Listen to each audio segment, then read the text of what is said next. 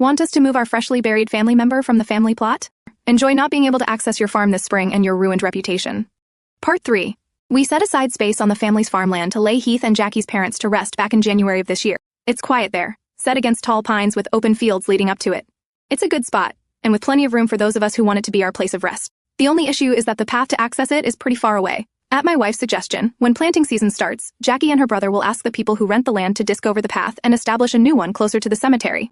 By the way, as mentioned above, this is the only access to Bertha's land. We haven't told her, and we're not planning on it. The whole frontage of her land is covered in trees. Hopefully she finds out before the folks who farm it show up to start planting for the season.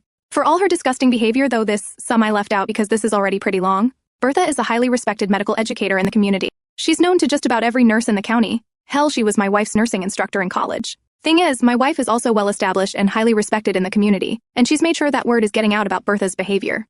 It's a slow trickle, but that's often what wears stone down the best.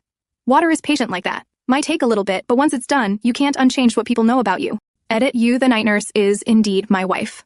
Edit 2, my wife made a comment in this post that Bertha would have to prove malicious intent, and several folks have pointed out that this post could be proof as such. She's asked me to relay this where it's more visible, and I quote, "To clarify, she'd have to prove that my mother and uncle's intent was malicious. Mine is no question, but I have legal dog in this fight, so to speak. I simply came up with the idea, and then pointed out it'd be an excellent fuck you, while also solving a few different problems.